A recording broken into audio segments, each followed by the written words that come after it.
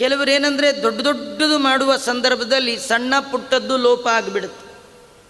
ಅಯ್ಯೋ ಅದು ಸಣ್ಣದಲ್ವಾ, ಅಯ್ಯೋ ಅದು ಸಣ್ಣದಲ್ವಾ, ಪರವಾಗಿಲ್ಲ ಅಂತೀವಿ. ಆದರೆ ಒಂದು ಸಣ್ಣ ಅಪರಾಧ ಮಾಡಿದರೂ ಕೂಡ ಅದು ಭಗವಂತನ ದರ್ಶನಕ್ಕೆ, ಭಗವಂತನ ಅನುಗ್ರಹಕ್ಕೆ ಪ್ರತಿಬಂಧಕ ಆಗತ್ತೆ. ಸುಮ್ಮನೆ ಒಂದು ಉದಾಹರಣೆ, ನಿಮ್ಮ ಕಾರಲ್ಲಿ ತುಂಬ ಪೆಟ್ರೋಲ್ ಇದೆ, ಎಲ್ಲ ಇದೆ, 10 ರೂಪಾಯಿಂದು ಏರಿಲ್ಲ ಅಂದರೂ ಕಾರ್ ಮುಂದೆ ಹೋಗಲ್ಲ. 10 ರೂಪಾಯಿ ಎಲ್ಲ ಇದೆ, ಏನಿಲ್ಲ, ಗಾಡಿ ಒಳಗೆ ಏನಿಲ್ಲ, ಬ್ರೇಕ್ ಇಲ್ಲ, ಇದೆ, ಎಲ್ಲ ಇದೆ, ಒಂದೇ ಇಲ್ಲ, ಅದು ತುಂಬ ಕಾಸ್ಟ್ಲಿನೂ ಅಲ್ಲ.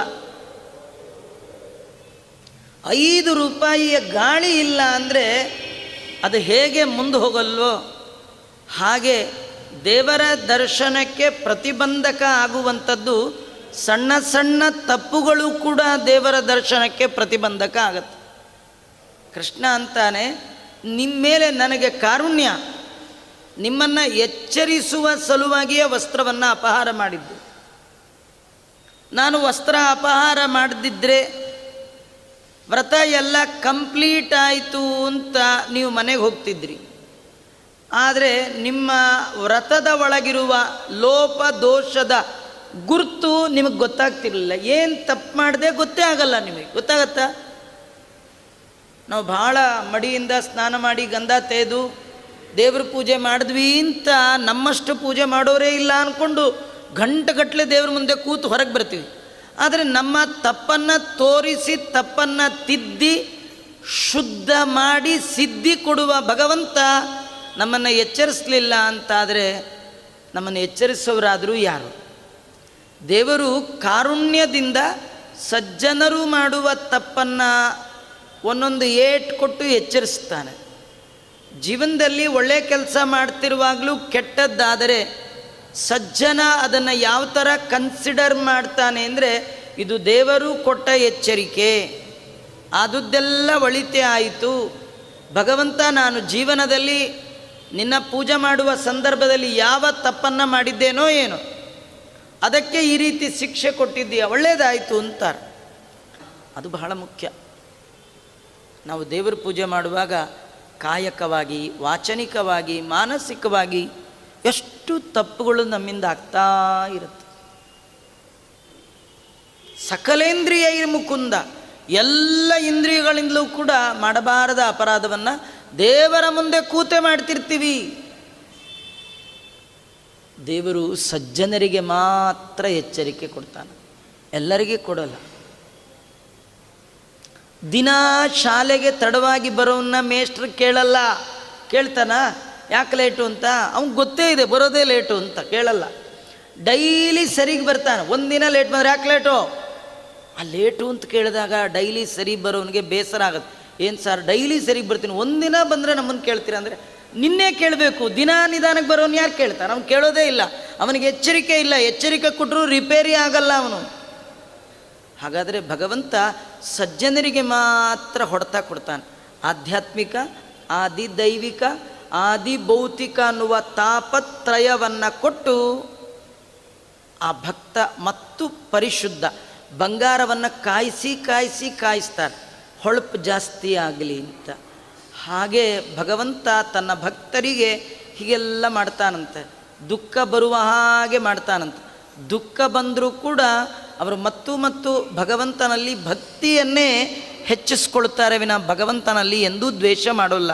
ಹೀಗಾಗಿ ಭಗವಂತ ತನ್ನ ಭಕ್ತರಾದ ಆ ಹೆಣ್ಣು ಮಕ್ಕಳಿಗೆ ಹೇಳ್ತಾ ಇದ್ದಾನೆ, ನನ್ನ ಪೂಜೆ ಮಾಡುವ ಭರದಲ್ಲಿ ನನ್ನ ಭಕ್ತರಾದ ನದ್ಯಭಿಮಾನಿ ದೇವತೆಗಳಿಗೆ ನೀವು ಅವಮಾನ ಮಾಡಿದ್ದೀರಿ. ಅವರಿಗೆ ಅವಮಾನ ಮಾಡಿದರೂ ಕೂಡ ನಾನು ಸಹಿಸೋಲ್ಲ ಅಂತಾನೆ.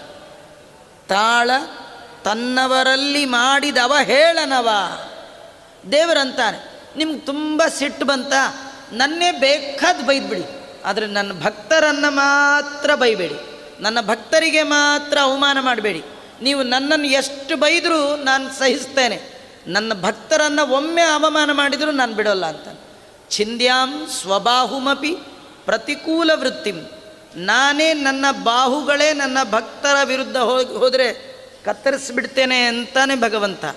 ಯದ್ಯಪಿ ಭಗವಂತನ ಕೈ ಕತ್ತರಿಸ್ಲಿಕ್ಕೆ ಬರುವಂಥದ್ದಲ್ಲ, ಅದರ ಅರ್ಥ ಬಾಹುಜನ್ಯರಾದ ಕ್ಷತ್ರಿಯರು. ಬ್ರಾಹ್ಮಣೋಸ್ಯ ಮುಖಮಾಸೀತ್ ಬಾಹುರಾಜನ್ಯ ಕೃತಃ. ಕ್ಷತ್ರಿಯರು ಭಗವಂತನ ಭಕ್ತರ ವಿರುದ್ಧ ಏನಾದರೂ ಕೈ ಎತ್ತಿದರೆ ಅವರ ತಲೆನೇ ಎತ್ತು ಬಿಡ್ತೀನಿ ಅಂತ ತೋರಿಸ್ಲಿಕ್ಕೆ ಪರಶುರಾಮ ಅವತಾರ. ಹೀಗಾಗಿ ಭಗವಂತ ಹೇಳ್ತಾನೆ, ತನ್ನವರು ಭಕ್ತರು ದೇವತೆಗಳು ಅವರಲ್ಲಿ ಎಂದೂ ಅವಮಾನ ಮಾಡಬಾರ್ದು. ನಿತ್ಯದಲ್ಲಿ ನಾವು ಎಲ್ಲ ದೇವತೆಗಳ ಆರಾಧನೆ ಮಾಡಬೇಕು, ಯಾರನ್ನೂ ಬಿಡುವ ಹಾಗಿಲ್ಲ. ಗಣಪತಿ ಕೈ ಮುಗಿಬೇಕು, ಈಶ್ವರನ ಕೈ ಮುಗಿಬೇಕು, ಗರುಡನ ಕೈ ಮುಗಿಬೇಕು, ಗಂಗಾದಿ ದೇವತೆಗಳಿಗೆ ಮಾಡಬೇಕು, ಎಲ್ಲರಿಗೆ ಮಾಡಬೇಕು. ಪರಿವಾರಾತ್ಮನ ಸೇವಕೇಶವು, ಎಲ್ಲರೂ ಭಗವಂತನ ಪರಿವಾರದವರು ಅಂತ. ಒಬ್ಬ ದೇವತೆಗೆ ಅವಮಾನ ಮಾಡಿದರೂ ಅದನ್ನೇ ನೆನಪಲ್ಲಿಟ್ಕೊಂಡು ಭಗವಂತ ನಮ್ಮ ಪೂಜೆಯನ್ನು ಸ್ವೀಕಾರ ಮಾಡಲ್ಲ. ಒಬ್ಬ ಸಣ್ಣ ವೈಷ್ಣವ, ಪುಟ್ಟು ಹುಡುಗ, 6 ವರ್ಷದ ಬಾಲಕ, ಮುದ್ರೆಗೋಪ್ಚನ ಹಾಕ್ಕೊಂಡು ಸ್ನಾನ ಸಂಧ್ಯಾವನ್ನೇ ಮಾಡುವ ಪುಟ್ಟ ಹುಡುಗ, ಅವನಿಗೆ ಅವಮಾನ ಮಾಡಿದರೂ ಕೂಡ ಅದನ್ನು ಕಳ್ಕೊಳ್ಳಿಕ್ಕೆ ಸಾಧ್ಯವೇ ಇಲ್ಲ. ಅದನ್ನಿಟ್ಕೊಂಡು ಪೂಜೆ ಮಾಡಿದರೆ ನಿಮ್ಮ ಪೂಜೆಯನ್ನು ಭಗವಂತ ವಲ್ಲನೋ ಹರಿಕೊಳ್ಳನು. ಭಗವಂತ ತಾನೆಂದೂ ಸ್ವೀಕಾರ ಮಾಡೋಲ್ಲ. ಈ ಎಲ್ಲ ಕಥೆಯನ್ನು ಸಜ್ಜನರಿಗೆ ತಿಳಿಸಬೇಕಿದೆ. ಅದಕ್ಕೆ ಗೋಪಿಕೆಯರನ್ನು ನೆಪ ಮಾಡಿಕೊಂಡು ಅವರು ಸ್ನಾನ ಮಾಡಿ ಇನ್ನೇನು ವ್ರತ ಮುಗಿಯುವ ಹಂತದಲ್ಲಿ ಭಗವಂತ ಎಚ್ಚರ ಕೊಡ್ತಾ ಇದ್ದಾನೆ. ನೀವು ಮಾಡಿದ ಕರ್ಮ ಪೂರ್ಣ ಆಗಬೇಕಂತಾದರೆ, ಈ ಮಾಡಿದ ಲೋಪಗಳು ಕಳಿಬೇಕಂತಾದರೆ ನಿಮ್ಮ ಎರಡೂ ಕೈ ಎತ್ತಿ ತಲೆ ಮೇಲಿಟ್ಕೊಂಡು ಗೋವಿಂದ ಅಂತ ನನ್ನ ಹೆಸರು ಹೇಳಿ ಕೂಗ್ಬಿಡಿ, ನನಗೊಂದು ನಮಸ್ಕಾರ ಮಾಡಿ, ನೀವು ಮಾಡಿದ ಪಾಪದ ಪ್ರಾಯಶ್ಚಿತ್ತ ಆಗತ್ತೆ ಅಂತಾರೆ. ಅದಕ್ಕೆ ನಾವು ಕೂಡ ದೇವರ ಪೂಜೆ ಎಲ್ಲ ಆದಮೇಲೆ ಅಚ್ಯುತಾಯ ನಮಃ, ಅನಂತಾಯ ನಮಃ, ಗೋವಿಂದಾಯ ನಮಃ, ಅಚ್ಯುತಾಯ ನಮಃ, ಅನಂತಾಯ ನಮಃ 3 ಸತಿ ಕಾಯಕವಾಗಿ ಮಾಡಿದ ಪಾಪಗಳ ಪ್ರಾಯಶ್ಚಿತ್ತ. ವಾಚನಿಕವಾಗಿ ಮಾಡಿರ್ತೀವಿ ಅಂದರೆ ವೇದ ಮಂತ್ರ ಹೇಳ್ತಾ ಇರ್ತೀವಿ, ಸಹಸ್ರ ಶೀರ್ಷ, ಇದು ನನ್ನ ಅನುಭವ, ನಿಮ್ದು ಯಾರ್ದು ಹೇಳಲ್ಲ. ಪುರುಷ ಸೂಕ್ತದಿಂದ ದೇವರನ್ನ ಅಭಿಷೇಕ ಮಾಡ್ತಾ ಇರ್ತೀವಿ. ಆ ಅಭಿಷೇಕ ಮಾಡುವ ಕಾಲಕ್ಕೆ ಯಾವುದಾದ್ರೂ ಫೋನ್ ಬಂದರೆ ಫೋನ್ ಬಂತು ನೋಡು ಅಂತೀವಿ. ಅದು ಪುರುಷ ಸೂಕ್ತದ ಮಧ್ಯದಲ್ಲಿಲ್ಲ, ಆ ವೇದದ ಮಧ್ಯದಲ್ಲಿ ಸೇರಿಸಬಾರದ ಪ್ರಾಕೃತ ಮಾತನ್ನಾಡಿ ದೇವರಿಗೆ ಅವಮಾನ ಮಾಡಿರ್ತೀವಿ. ದೇವರೇ ಕ್ಷಮ ಮಾಡು. ವಾಚನಿಕ. ಮಾನಸಿಕವಾಗಂತೂ ಪೂಜೆಗೆ ನಾವು ಕೂತಿದ್ರು ನಮ್ಮ ಮನಸ್ಸು ಆಫೀಸಲ್ಲೋ, ಆಫೀಸ್ ಬಸ್ಸಲ್ಲೋ, ಕ್ಯಾಬಲ್ಲೋ ಅಥವಾ ಇನ್ನೆಲ್ಲೋ ಕುಕ್ಕರು ಬಡ್ದಿರುತ್ತೆ ವಿನಃ ದೇವರ ಮುಂದೆ ಕೂತೇ ಇರಲ್ಲ. ಇನ್ನು ಮಾನಸಿಕ ಕಾಯಕವಾಗಿ ದೈಹಿಕವಾಗಂತೂ ತುಂಬ ತಪ್ಪು ಮಾಡ್ತೀವಿ. ದೇವರ ಮುಂದೆ ಕೂತಿದ್ದೇ ತಪ್ಪು. ಯಾಕೆ ಗೊತ್ತಾ? ನಮ್ಮ ಸ್ಮೆಲ್ ದೇವತೆಗಳಿಗೆ ಆಗಲ್ಲ. ಮನುಷ್ಯ ದೇಹದಿಂದ ಒಂದು ವಾಸನೆ ಇದೆ, ಸ್ಮೆಲ್. ನೀವು ಯಾವ ಸೋಪ್ ಹಚ್ಚಿ, ಸೆಗಣಿ ಹಚ್ಚಿ, ಏನೇ ಹಚ್ಕೊಳ್ಳಿ, ಮನುಷ್ಯ ದೇಹದಲ್ಲಿ ಒಂದು ಸ್ಮೆಲ್ ಇದೆ, ಅದು ಮಾನುಷ ಗಂಧ, ಅದು ದೇವತೆಗಳಿಗೆ ಆಗೋಲ್ಲ. ಹೀಗಾಗಿ ಅಂಥ ಗಂಧವನ್ನು ದೇವರು ಸಹಿಸಿಕೊಂಡು ನಮ್ಮ ಪೂಜೆ ತೊಗೊಂಡಿರ್ತಾನೆ. ಅದರೊಳಗೆ ಇನ್ನೂ ನಮ್ಮ ದೇಹ ನಾವು ಸರಿಯಾಗಿ ಸ್ನಾನ ಮಾಡದೆ, ಹಲ್ಲೇ ಉಜ್ಜದೆ, ಹಾಗೆ ಎಲ್ಲ ಮಾಡಿಬಿಟ್ರಂತೂ ದೇವರು ಖಂಡಿತ ವಲ್ಲನು ಹರಿಕೊಳ್ಳನು. ಮೃತ್ತಿಕಾದಿಗಳಿಂದ ಶೌಚವನ್ನು ಮಾಡಿಕೊಂಡು, ಮತ್ತು ತುಳಸಿ ಮೃತ್ತಿಕಾಧಾರಣೆ, ಕೆಮ್ಮಣ್ಣು ಕಾಲಿಗೆಲ್ಲ ಹಚ್ಕೊಂಡು ಎಲ್ಲ ಚೆನ್ನಾಗಿ ಮೈ ತೊಳ್ಕೊಳ್ಬೇಕು. ದೇವರು ಕೊಟ್ಟು ದೇಹ ಚೆನ್ನಾಗಿ ಇಟ್ಕೋಬೇಕು, ಹಾಳು ಮಾಡಬಾರ್ದು. ಎಂಥ ಉತ್ತಮವಾದ ದೇಹ, ಇದನ್ನು ಚೆನ್ನಾಗಿ ಇಟ್ಕೋಬೇಕು. ಹೊರಗಿನ ಶುಚಿಗಾಗಿ ಮತ್ತು ದೇವರ ಸ್ಮರಣೆಯೊಂದಿಗೆ ಸ್ನಾನ, ಒಳಗಿನ ಶುಚಿಗಾಗಿಯೂ ಕೂಡ ಅದು ಮಂತ್ರ ಸ್ನಾನ, ಎಲ್ಲವನ್ನೂ ಮಾಡಿಕೊಂಡು ಭಗವಂತನ ಮುಂದೆ ಕೂತ್ಕೋಬೇಕು. ಎಲ್ಲ ಮಾಡಿದರೂ ನಮ್ಮ ದೇಹ, ಮನಸ್ಸು, ಮಾತು, ಮೈ, ಮಾತು, ಮನಸ್ಸು, ಈ 3ರಿಂದ ಆದ ಅಪರಾಧಕ್ಕೆ ಭಗವಂತನ ನಾಮ ಸಂಕೀರ್ತನೆ, ಅಚ್ಯುತಾಯ ನಮಃ, ಅನಂತಾಯ ನಮಃ, ಗೋವಿಂದಾಯ ನಮಃ. ಆ ಎಲ್ಲ ಹೆಣ್ಣು ಮಕ್ಕಳಿಗೆ ಭಗವಂತ ಹೇಳ್ತಾನೆ, ನೀವು ವಸ್ತ್ರ ಕೊಡು ಅಂತ ಎಷ್ಟಂದ್ರೂ ಕೊಡಲ್ಲ. ನಾನು ವಸ್ತ್ರ ಕೊಟ್ಟರೆ ಉಟ್ಟು ವ್ರತ, ನಿಮ್ಮದು ವ್ರತ ಕಂಪ್ಲೀಟ್ ಆಗಿಲ್ಲ, ಈ ವ್ರತದ ಮೇಲೆ ನಾನೇ ಕಂಪ್ಲೇಂಟ್ ಮಾಡ್ತಾ ಇದ್ದೇನೆ. ನೀವು ಮಾಡಿದ ವ್ರತ ನೋಡಿ ಕಾಂಪ್ಲಿಮೆಂಟ್ ಕೊಡುವ ಹಾಗಾಗಬೇಕಾದ್ರೆ ಈ ವ್ರತದಲ್ಲಿ ಲೋಪ ಇರಬಾರ್ದು. ಲೋಪ ಅದೇ ಪಾಪ. ಆ ಪಾಪ ನಿಮಗೆ ತಟ್ಟಬಾರ್ದು ಅಂದರೆ ಸಕಲ ಪಾಪಗಳ ಪ್ರಾಯಶ್ಚಿತ್ತ ನನ್ನ ನಾಮಸ್ಮರಣೆ. ಆದ್ದರಿಂದ ನೀವೆಲ್ಲ ನನಗೆ ನಮಸ್ಕಾರ ಮಾಡಿ ಅಂತಂದರೆ ಆ ಹೆಣ್ಣು ಮಕ್ಕಳು ಕೃಷ್ಣಾಯ ನಮಃ ಅಂದರು. ಕೃಷ್ಣ ಅಂದ ಬಾಯಲ್ಲಂದರೆ ಸಾಲದು, ಕೈಯಲ್ಲೂ ಅನ್ಬೇಕು. ಅದಕ್ಕೆ ಅವರೆಲ್ಲ ಕೃಷ್ಣಾಯ ನಮಃ ಅಂದರು. ಒಂದು ಕೈಲಂದರೆ ಕತ್ತರಿಸ್ಬಿಡ್ತೀನಿ ಕೈನ ಅಂತ ದೇವರು, ಎರಡೂ ಕೈ ಎತ್ತಿ ಮುಗಿಬೇಕು, ಕೃಷ್ಣಾಯ ನಮಃ ಅಂದರು. ಹಾಗೆಲ್ಲ ಇಲ್ಲ. ಮೂರ್ಧನ್ಯೇ ಶೋಂಜಲಿರ್ಮೇ. ದೇವರಿಗೆ ನಮಸ್ಕಾರ ಮಾಡುವಾಗ ನೀ ಎಲ್ಲರಿಗಿಂತ ದೊಡ್ಡವ ಅಂತ ತೋರಿಸ್ಲಿಕ್ಕೆ ತಲೆ ಮೇಲೆ ಕೈ ಇಟ್ಕೊಡು. ಇಲ್ಲಿ ಹಿಂಗೆ ಕೆಲವರು ಏನೇನೋ ನಮಸ್ಕಾರ, ವಿಚಿತ್ರ. ಅದೆಲ್ಲ ಮತ್ತೆ ಹೇಳಬೇಕಾದಿಲ್ಲ, ನಿಮಗೆ ಗೊತ್ತಿರುತ್ತೆ, ನೀವೇ ಮಾಡಿರ್ತೀವಿ, ಅದೆಲ್ಲ ಮಾಡುವಂಗಿಲ್ಲ. ನಾರಾಯಣನಿಗೆ ವಿಷ್ಣೋರತ್ಯುತ್ತಮತ್ವಾತ್, ಎಲ್ಲ ದೇವತೆಗಳಿಗಿಂತಲೂ ನೀನು ದೊಡ್ಡವ, ಅದನ್ನು ಹ್ಯಾಕೆ ತೋರಿಸ್ಲಿ, ಎಲ್ಲರಿಗಿಂತ ಮೇಲಿಟ್ಕೊಂತೀವಿ. ಮೂರ್ಧನ್ಯೇ ಶೋಂಜಲಿರ್ಮೇ ದೃಢತರಮಿಹತೆ ಬದ್ಧ್ಯತೆ ಬಂಧಪಾಚ ಕ್ಷೇತ್ರೇ ದಾತ್ರೆ ಸುಖಾನಾಂ ಭಜತಿ ಭುವಿ ಭವಿಷ್ಯದ್ವಿದಾತ್ರೇದ್ಯುಭರ್ತ್ರೇ. ಯಾರು ತಲೆಯ ನೆತ್ತಿಯಲ್ಲಿ ಎರಡೂ ಕೈಗಳನ್ನು ಜೋಡಿಸಿ ಗಟ್ಟಿಯಾಗಿ ಗೋವಿಂದ ಅಂತಂತಾರೆ, ಭಾರತೀ ರಮಣ ಮುಖ್ಯ ಪ್ರಾಣ ಅಂತರ್ಗತ ನಾರಾಯಣ ಅಂತಾರೆ, ಅವರ ಬಂಧ ಪಾಶವನ್ನು ಕ್ಷೇತ್ರೇ, ಅವದ ಭವದ ಕಟ್ಟನ್ನು ನೀನು ಕತ್ತರಿಸಿ ಹಾಕ್ತೀಯ. ಭವದ ಕಟ್ಟು, ಹುಟ್ಟು ಸಾವಿನ ಕಟ್ಟು ಕಟ್ಟಾಗುವಂಥದ್ದು ದೇವರ ಕೈ ಕಟ್ಟುವ ಕಟ್ಟು. ದೇವರಿಗಾಗಿ ಕೈಯನ್ನು ಗಟ್ಟಿಯಾಗಿ ಕಟ್ಟಬೇಕಂತ. ಇದನ್ನು ಲೂಸ್ ಮಾಡಿದ್ರೆ ಈ ಕಟ್ಟು ಟೈಟ್ ಮಾಡ್ತಾನೆ, ಇದನ್ನು ಟೈಟ್ ಮಾಡಿದ್ರೆ ಇದನ್ನು ಲೂಸ್ ಮಾಡ್ತಾನೆ. ಯಾವ್ದು ಲೂಸ್ ಯಾವ್ದು ಟೈಟ್ ನೀವು ನೋಡ್ಕೊಳ್ಳಿ. ನಮಗೆ ಈ ಸಂಸಾರ ಟೈಟ್ ಆಗ್ತಿದೆ, ಅದು ಲೂಸ್ ಆಗಬೇಕಾ? ಹಾಗಾದ್ರೆ ತಲೆ ಮೇಲೆ ಕೈಯನ್ನು ಟೈಟಾಗಿ ಹೀಗೆ ಹಿಡಿದು ಗಟ್ಟಿಯಾಗಿ ಹಿಡೀರಿ. ಕೆಲವ್ರೇನೋ ಹೀಗೆ ಅಂದ್ಕೊಂಡು ಹಾಗೆಲ್ಲ ಅವೆಲ್ಲ ಇಲ್ಲ. ಶ್ರದ್ಧೆ. ನೀವು ನೋಡಿ ಬಾಸ್ ಹತ್ರ ಹೋದ್ರೆ ಏನೋ ಅಲರಟ್ಟಾಗಿ ನಿಂತಿರ್ತೀರಿ. 14 ಲೋಕದ ಬಾಸ್ರಿ, ಸ್ವಲ್ಪ ಭಯ ಭಕ್ತಿ ಇರಲಿ. ನಮಸ್ಕಾರ ಮಾಡುವ ಎಲ್ಲ ನೋಡ್ಕೊಂಡು ಬಂದೇ ಇರಿ ಅಂತ ಹಿಂಗಂದ್ರೆ ಯಾರಿಗದು ನಮಸ್ಕಾರ ಅಲ್ವಾ? ಕೃಷ್ಣ ಪರಮಾತ್ಮ ತನ್ನ ಭಕ್ತರಾದ ಗೋಪಿಕೆಯರಿಗೆ ಹೇಳ್ತಾನೆ, ನೀವು ಮಾಡುವ ವ್ರತ ಸಂಪೂರ್ಣ ಆಗಬೇಕಾದ್ರೆ, ಅದರ ಒಳಗಿರುವ ಲೋಪ ಹೋಗಬೇಕಂತಾದರೆ, ಪೂಜಾ ಮಧ್ಯದಲ್ಲಿ ಆದ ಲೋಪದಿಂದ ಯಾವ ಪಾಪವೂ ಬರಬಾರ್ದು ಅಂತ ಆಸೆ ಇದ್ದರೆ, ನನ್ನ ಗೋಪರೂಪ, ಪಾಪ ಪೋಪ ಗೋಪರೂಪ ನಾನೇ, ನನಗೊಂದು ಸತಿ ಕೈ ಮುಗಿದು ಬಿಡಿ ಅಂತ ಹೇಳಂದಾಗ ಆಯಿತು ಅಂಥೇಳಿ ಆ ಹೆಣ್ಣು ಮಕ್ಕಳೆಲ್ಲ ಹೀಗೆ ಅಂದಿದ್ದ ಕೃಷ್ಣ ಅಂತಂದ್ರು. ಅದು ಯಾಕೆ ಕೃಷ್ಣ? ಅದು ಕೃಷ್ಣ ನೋಡಿ ಯಾರಿಗೂ ಬಿಡಲ್ಲ. ಇದು ಹೆಣ್ಣು ಇದು ಗಂಡು ಅದೆಲ್ಲ ಅವನಿಗೆ ಡಿಫ್ರೆನ್ಸೇ ಇಲ್ಲಂತ. ಅವೆಲ್ಲ ನಮ್ಮಲ್ಲಿ ಭೂಮಿಯಲ್ಲಿ 2 ಜಾತಿ, ಒಂದು ಗಂಡು ಒಂದು ಹೆಣ್ಣು, ಅದರ ಮೇಲೆ ಮತ್ತು ಬ್ರಾಹ್ಮಣ ಕ್ಷತ್ರಿಯ ಇವೆಲ್ಲ. ಪ್ರಧಾನವಾಗಿ ಭೂಮಿ ಮೇಲೆ 2 ಜಾತಿ, ಒಂದು ಗಂಡು ಒಂದು ಹೆಣ್ಣು. ಅದರಲ್ಲಿ ಮತ್ತೆ 2 ಜಾತಿ, ಹರಿಭಕ್ತರು ಹರಿದ್ವೇಷಿಗಳು. ದೇವರ ಕಣ್ಣಿಗೆ ಕಾಣೋದು ಜೀವ, ಅದ್ರ ಮೇಲೆ ದೇಹ ಬಂದು ಸ್ತ್ರೀ ಇರ್ಬೋದು ಪುರುಷ ಯಾರೇ ಇರ್ಬೋದು, ಭಗವಂತನಿಗೆ ಅದೆಲ್ಲ ಮುಖ್ಯ ಅಲ್ಲ. ಯಾರು ಬೇಕಾದ್ರೂ ಮೋಕ್ಷಕ್ಕೆ ಬರ್ಬೋದು. ನನ್ನ ಹತ್ರ ಬರಬೇಕಾದ್ರೆ ಒಂದೇ ಭಕ್ತಿಯಿಂದ ಕೈ ಮುಗಿದ್ರೆ ಸಾಕಂದ. ಅದು ಹೇಗೇಗೋ ಮಾಡಿದ್ರೆ ಆಗಲ್ಲ, ಹೇಗೆ ಮಾಡಬೇಕೋ ಹಾಗೇ ಮಾಡಬೇಕು. ಅದಕ್ಕೆ 2 ಕೈ ಎತ್ತದ ಅವರೆಲ್ಲ ಎತ್ತಿ ನಮಸ್ಕಾರ ಮಾಡಿದ್ರು.